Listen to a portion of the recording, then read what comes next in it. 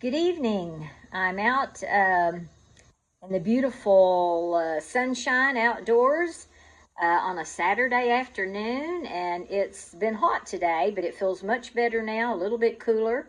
I've been working hard at it today, but trying to rest a minute, and I want to bring you the latest story that the lore master has come up with about a One Piece story involving also Puss in Boots, and it's a good twist on it, and we hope you like it and you'll subscribe and share it with your friends. And it will first give the backstory, and then we'll get into a little bit of the plan of the actual story. So what I'm starting with is the backstory leading up to what happens to Perrito. So the backstory, the name of it's going to be Perrito and the Curse of the Blood Swarm. The backstory, while exploring an ancient wreckage off the coast of a mysterious island in the One Piece world, Perrito, ever the curious and innocent soul, accidentally eats a strange wrinkled fruit left behind by an ancient pirate. Without knowing it, he's consumed the Bobo no Mi, the mosquito fruit, a Zoan-type devil fruit with a terrifying twist. Perrito can transform into a swarm of bloodthirsty mosquitoes or a humanoid mosquito-dog hybrid with long, needle-like nose and wings. When he drinks someone's blood, even a drop, he temporarily inherits their abilities or fighting style, including hockey or devil fruit powers, but only for a few minutes. The transformation causes intense bloodlust. The more powerful the blood he drinks, the harder it is to control himself.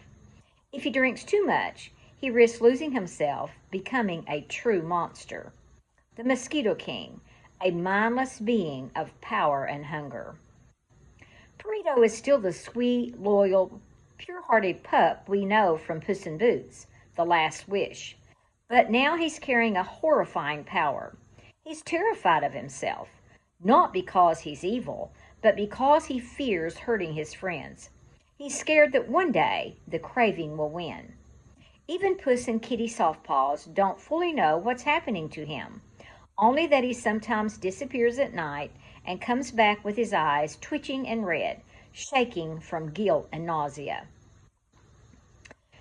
The key themes of the story will be control versus instinct.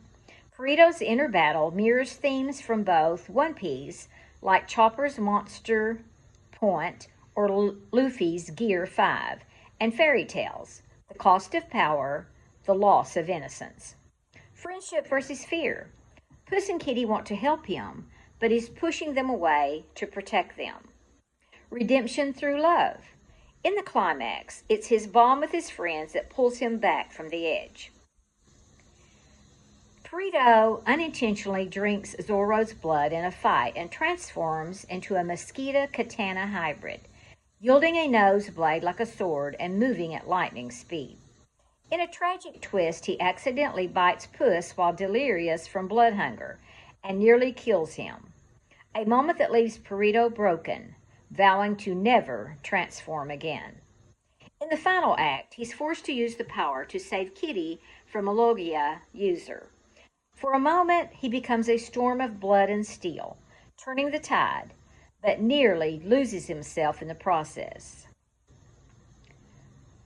A villain, a former pirate known as Count Sanguine, who also once consumed a variation of the Bobo no Mi and became fully monstrous, he wants Perrito to embrace the power, claiming, "We're nature's reset.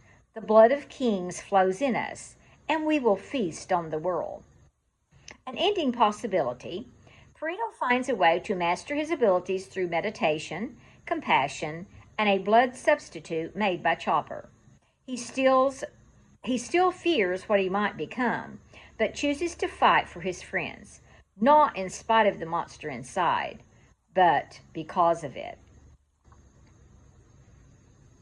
So a scene from this concept and thinking about One Piece would be the first bite deep in the swamps of Varilia Island. The setting is eerie. Mist coils like snakes over the murky water. Fireflies blink in the gloom. Perrito, lost and hungry, sniffs at something strange, half buried in the mud. A shriveled purplish fruit, shaped like a heart, pulsing faintly. Perrito, sniffing. Weird fruit. Smells like old socks and sadness. He paws at it. His stomach growls. Reluctantly, he takes a bite. Instantly, his eyes go wide. His fur stands on end. The taste hits like rot and static, sour, bitter, alive. Perrito screaming with his mouth full. Blah! What the heck?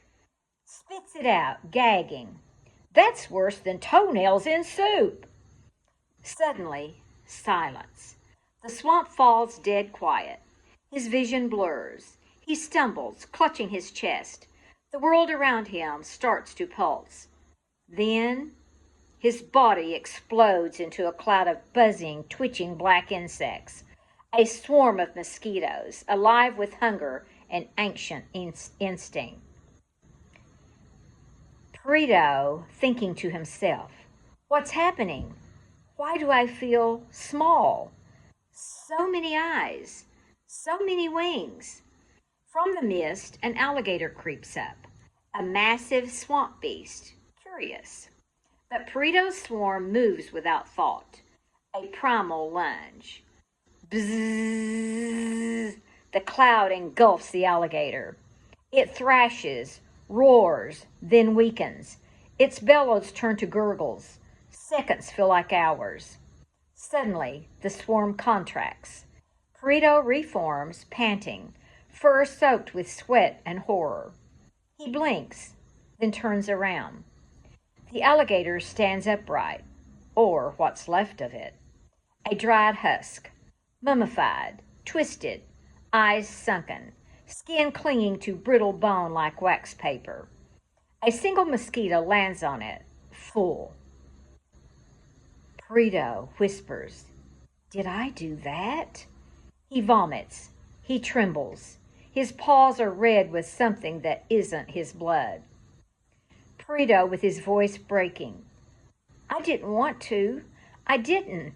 I just..." He backs away. His own reflection ripples in the swamp water. But it's not his face anymore. It's the mask of something hungry. Well, that's the end of that scene. We hope you liked it. Like I said, that you'll share it with your friends and subscribe and give the Lore Master a thumbs up. He's always coming up with something very unique and very interesting. See you on the next video.